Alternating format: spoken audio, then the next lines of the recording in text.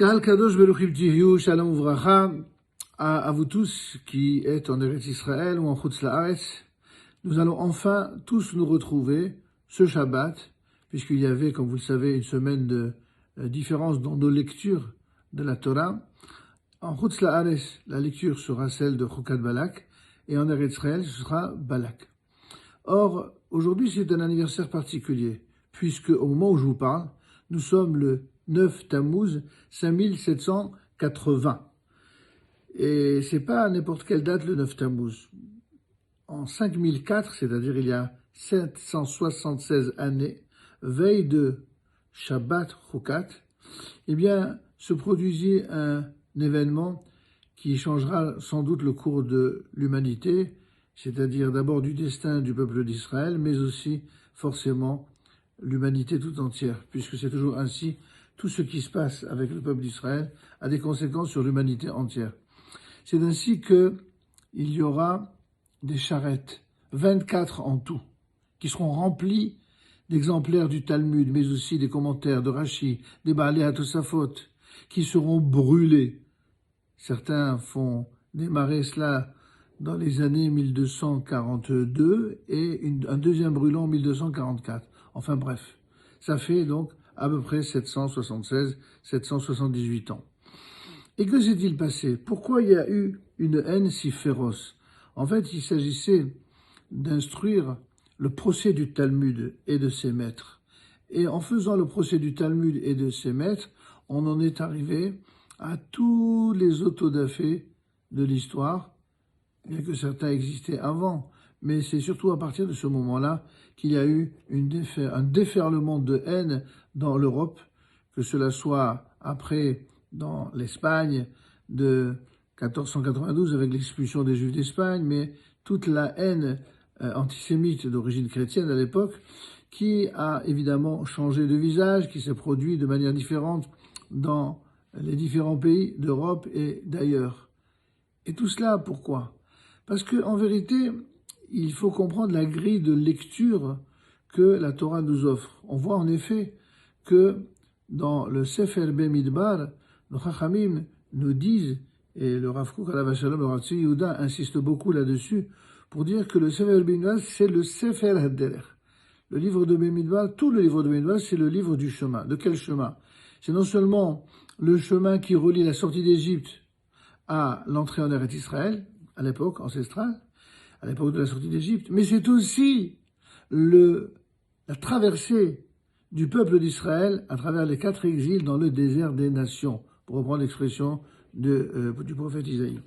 En effet, tout ce que le peuple juif va connaître à travers les différents exils seront d'une certaine manière une réplique avec différentes représentations de ce qu'ils avaient déjà vécu dans le désert. Et c'est pourquoi c'est dans ce vécu-là que toutes les fautes, aussi bien individuelles des gens simples comme individuelles des plus grands tzadikim qui vont s'avérer être aussi parfois de grands risharim, eh bien, vont générer des conséquences absolument catastrophiques. Pour comprendre cela, nos maîtres nous rappellent une halakha. Une halakha qui dit que lorsque un juif sort de sa maison, eh bien, et pour voyager, pour effectuer un trajet relativement important, il fait ce qu'on appelle Birkat Haderech, la bénédiction du chemin, ou Tefilat Haderech, plus connu sous le nom de Tefilat Haderech. Et lorsqu'il arrive entier, sain et sauf à destination, il fait tout simplement la Birkat HaGomel pour remercier Dieu d'être arrivé en bonne santé et surtout d'être arrivé à destination. Or, pourquoi ces brachot ont-elles été instituées? C'est pour nous rappeler à quel point, lorsque nous sommes en chemin, lorsque nous sommes en dehors de chez soi, lorsque nous sommes en dehors de la maison, eh bien, tous les dangers sont possibles. Comme le disent nos sages, Drachim Becheskat Sakana. Lorsque l'on est en dehors d'un endroit stable qui s'appelle la maison, eh bien, nous sommes en danger potentiel ou réel. C'est ce que Akadosh Baruch Hu a voulu nous faire comprendre à travers les récits et les anecdotes et les épopées du Sefer Bemidbar. Nous l'avons vu notamment là où la plus grande explosion idéologique s'est produite, c'est à partir de la paracha de Bemidbar. Ensuite, et de façon plus flagrante, à partir de la paracha de Beha'alotecha. Et enfin, nous l'avons vu avec Shelah Alecha et avec Korah. Shelah Alecha pour la faute, célèbre faute des explorateurs. Korah pour la faute d'un des plus grands d'Israël. Et ceci pourquoi? Tout simplement par jalousie. Comment un homme qui a tout pour être heureux, la richesse, la fortune, l'intelligence, la sagesse, la connaissance, le Midrash nous dit même qu'il avait une femme et des enfants formidables, comment cet homme-là a pu ainsi être transformé en celui qui va finalement être à l'origine de pratiquement tous les ennemis d'Israël dans l'histoire? Il serait évidemment, dans ces quelques minutes qui nous sont imparties, difficile de démontrer au cas par cas. Mais effectivement, Korah va donner l'archétype de tous ceux qui agissent de l'intérieur du peuple d'Israël contre leurs frères. Ceci était vrai à l'époque, et ceci est vrai aujourd'hui. Déjà, à l'époque du brûlement du Talmud en France, à l'époque de l'expulsion des Juifs d'Espagne avec Torquemada, et on l'a vu plus récemment avec l'affaire Dreyfus, et enfin, plus récemment encore, nous le voyons avec certains intellectuels ou ceux qui se prennent pour des intellectuels juifs qui décident tout simplement d'apparaître dans les colonnes de certains journaux antisémites en France uniquement pour éructer leur haine des Juifs et d'Israël. Et d'ailleurs, ils se souviennent qu'ils sont juifs que lorsqu'il s'agit d'aller soutenir les ennemis d'Israël. Comment tout cela est parti? Pourquoi cette haine? Eh bien, ça provient d'un désir maladif de vouloir maudire le peuple d'Israël. Dans la paracha de Chukat, et plus encore dans celle de Balak, parce que dans Chukat, il est plutôt question de transformation du pur en impur, de l'impur en pur, et d'une façon qui n'est pas véritablement rationnelle. Mais dans la paracha de Balak, nous allons voir comment, lorsqu'il y a volonté de faire du mal, lorsqu'il y a volonté de maudire, eh bien, certains sont prêts absolument à tout pour cela. Mais la conclusion va être extraordinaire. C'est que tous ceux qui vont s'adonner au désir de maudire, ils vont pas réussir. Pourquoi? Tout simplement parce que c'est Akadosh Baruch Hu qui est le grand maître de l'histoire. Certains l'oublient beaucoup trop souvent. Mais Baruch Hashem qu'il l'oublie parce que finalement, lorsqu'il l'oublie, eh bien, ça permet, pour ceux qui ne l'oublient pas, d'être nantis, d'être plus fort, de supporter certaines injustices, de supporter, par exemple, les appels assassins de ceux qui, aujourd'hui, presque 800 ans après, dans les rues de Paris, osent encore dire « mort aux Juifs ».